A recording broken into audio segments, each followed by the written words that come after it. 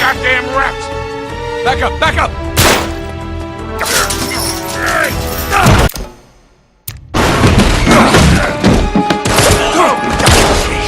Come on! Get in!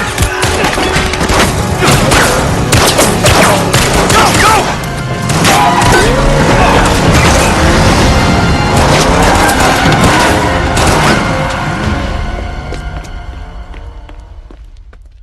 So then the guy says, well, you better tickle mine too, because now I gotta catch the goddamn thing. Cheers. To a job, well done. Yeah. Are you going to join us, darling? Yeah. Yeah. Well, the map proves it. Drake didn't screw around in the East Indies for 6 months. He sailed straight through and headed to Arabia. Right. But here's where it gets interesting. You see this mark? This is John Dee's signature. Who the hell's John D? John Dee, one of Queen Elizabeth's closest advisors. Everybody knows that. Yeah, he was a great mathematician and navigator. Okay, way ahead of his time. He's probably the one who invented that. Seriously into the occult. I mean, like a really creepy dark Yeah, see, way. he signed all his letters to the Queen with this symbol, meaning he was her eyes. The original 007, you see, look, 007. Not really that relevant. So it was John Dee who sent Drake to Arabia. Yeah, it looks that way. Dee and Elizabeth. And Walsingham. Great, but what for? Well, that's the million-dollar question, isn't it? And this is where T.E. Lawrence comes in. See, before Lawrence became Lawrence of Arabia, Great film. he was an archaeologist. And even when he was just a kid, he was obsessed with history, everything to do with knights and the Crusades. And he traveled all over, documenting every Crusader site he could find. It's all in here. All right, you've lost me completely, kid. What the hell has this got to do with Drake? I'm getting to that. See, after the war, Lawrence said that if he were ever to go back to Arabia, it would be to search for this place he called the Atlantis of the Sands. Now, the legend crops up over and over again under different names. Ubar, Iram of the Pillars, the City of Brass. But the story is always the same. Oh, city of immeasurable wealth, destroyed by God for its arrogance, swallowed forever in the sands of the Rubel Khali Desert. Right here. Well, I like the immeasurable wealth part anyway. And you think this is what Elizabeth and Dee sent Drake after? Oh, yeah. And more importantly, it's what Marlowe is after. So, wait, if Drake was on a mission from the Queen to find this place, why all the secrecy? I mean, it looks like he went to a lot of trouble to hide whatever he found, even from Her Majesty. I don't know. Oh, I'm sorry, what was that? No, hang on a second, because if you recall the last time we went halfway around the world searching for a lost city, things got more than a little dicey. Yeah, but this time we have the upper hand. I mean, look, Drake only had half the clues. Lawrence only had half. We have both. And Marlowe has nothing. Small problem.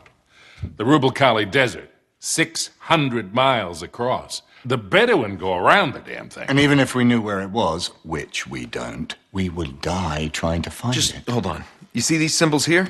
Yeah? Looks like Sabaean Sabaean script. script. Right. Look, the Crusaders were searching for the same lost city 1,000 years ago. But out of all the sites Lawrence documented, only 2 are marked with these symbols. One in Syria, the other in France. No, you 2 are going to Syria. We're heading to France. Look, we track down these clues. We find Lawrence's lost city. I'm sure of it. Well, and then what?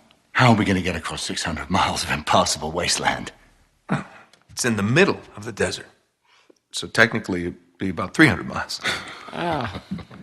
Look, I don't know. We'll figure it out. We burn that bridge when we get to it, eh? Exactly. What do you say? What the hell? Let's do it.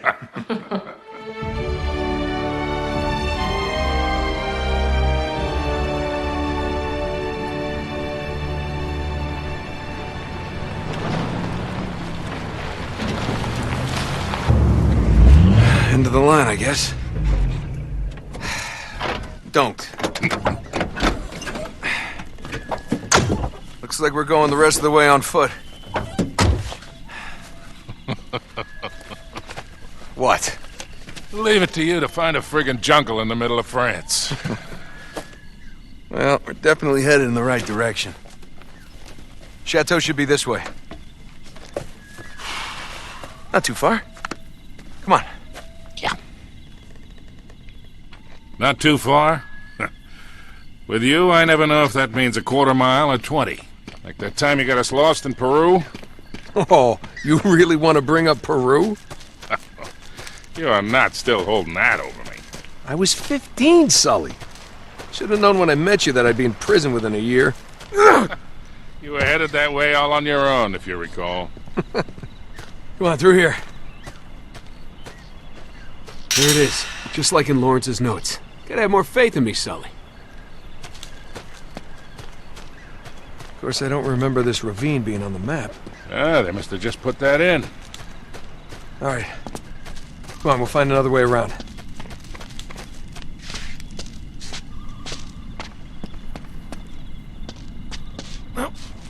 This way. Watch your step. Whew. I don't know, kid. You sure we're in the right place? This doesn't seem old enough to be a Crusader castle. Looks more like Renaissance to me. You haven't been reading my books again, have you, Sully? Now, Lawrence says the original castle was built in the 11th century. The rest was added on later.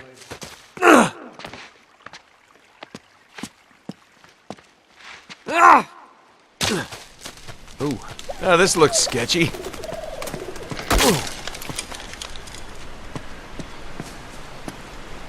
Look, Sully, your first car. Oh, man. That's a 1927 Auburn.